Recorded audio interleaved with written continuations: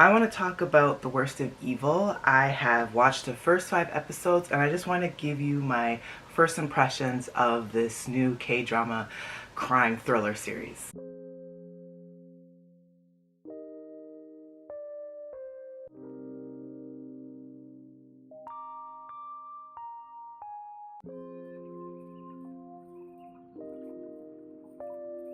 Hi, I'm Monique. I am the host of Off by Purple podcast, where I talk about K-dramas, C-dramas, BTS, and basically whatever I want. In today's episode, I want to give you my first impressions of The Worst of Evil, starring Ji Chang-wook and Lee Ha-joon. I'm going to start off by saying that because I adore Lee Ha-joon, his face card never declines. I think he's fine as hell. I will watch anything that he's in. And I also love that he leans towards more antagonistic characters, more villainous types, more interesting layered roles. So I'm really excited for him with this series, and Ji Chang-wook as well seems to have amazing chemistry with him, and all the press leading up to the launch of this on Disney Plus has been really thrilling. So the basic premise of The Worst of Evil is basically the rise of gangs in the 90s set of Korea. And with Lee Ha-joon's character in particular, he was once a DJ and wants to basically move up in the ranks, get into this mob world, make a name for himself. So he finds a way and illustrates a takedown of a notorious gang and becomes the leader, the mob boss in charge. And it's very interesting how this all plays out, because his best friend ends up losing his life in this takedown of this massive gang, which is really, really heartbreaking for him. It causes him a lot of grief, and it already gives you like a little bit of a layer to this character. Then we have Ji Chang-wook, who plays kind of a lowly detective in his precinct. His wife is also in the same precinct and has a much higher rank as a detective than him. And this is something that her side of the family does not let him forget. They constantly degrade him. They constantly make fun of him. They constantly put him down and basically chastise him for why isn't he doing this better than his wife. You have to also keep in mind this is Korea, very patriarchal-like society, and this is based in the 90s as well. And he's very downtrodden. You can tell like right off the bat that he has a lot of insecurities, and also he has a father that is a drug addict, and that also puts a lot of disgrace on his name and prevents him from being able to basically advance in his career. So he has a once in a lifetime chance to basically pull up his rank by going undercover to take down Lee Ha-joon's gang. So this is where the story begins, and I will tell you right off the bat, for a lot of crime dramas in general, they pretty much all run the same to me. It takes a lot for me to get into a crime drama because there has to be a lot more substance than style. And I find with a lot of crime dramas in general, they put a lot of heavy emphasis on the stylistic portion of it, making it look really gritty, having the characters swear a lot, having a lot of over-the-top violence, and there isn't really a lot of character-driven arcs that really pull me in a lot of crime dramas in general. And I'm not just talking K-dramas, I'm just talking in any sphere. But with this, The Worst of Evil, they definitely are going to be doing more character-driven arcs, which is really interesting to me. So right off the bat, Ji Chang-wook and Lee Ha-joon have really great chemistry. It's very, very, very tense, I can tell you. The show does have a stylistic element. In the first 5 episodes, there is a lot of violence to go around. Believe you me, it gets very dicey. And with every episode so far, there seems to be a cliffhanger. And our lead character, Ji Chang-wook, he gets himself in a lot of hairy situations. For him being an undercover detective, I don't know if it's just because of the time frame that we're working in or it's because of Korea, but it's just weird to me that he does a lot of things that you wouldn't think an undercover detective would do. For example, in one of the first 5 episodes, what's really interesting is he talks to the other lead detectives that are working with him in this undercover case quite frequently.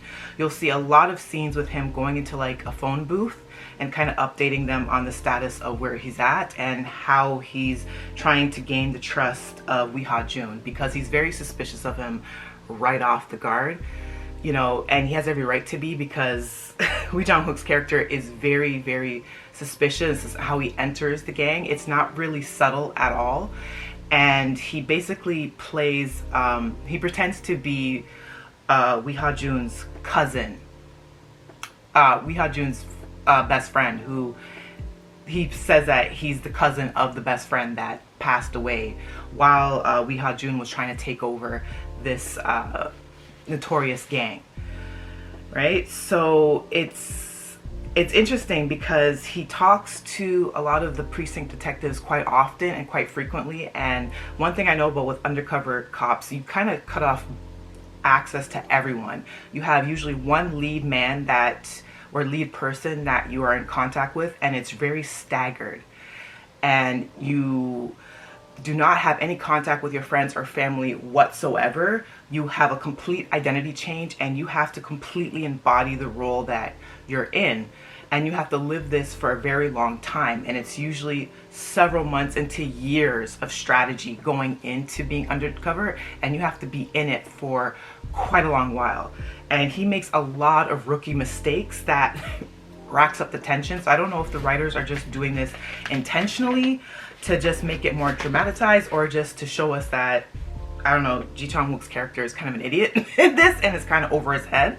I don't know, but there's things like him meeting with the precinct detectives quite often where he could get caught. There's a scene where he actually goes to have lunch with his wife, who, as you know, is actually in the same precinct as him as a higher ranked detective. And Lee Ha-joon character actually catches them while they have lunch together, and he's looking at the two of them and he's like, what the hell is going on here? Which brings me to another layer of the show, which is kind of cool, is that the wife of Ji Chang-wook was actually childhood lovers, or had a connection to Lee Ha-joon in the past as well. So they were kind of each other's first love. They both have a necklace that they still have kept, and they still talk. And Ji Chang-wook kind of finds this all out when he gets discovered with his wife having this lunch. And it's crazy to me. So that's one of the elements of the show that I find really cool, is the love race aspect. So I think with the action so far, with the thriller so far element of it, it's very, very good.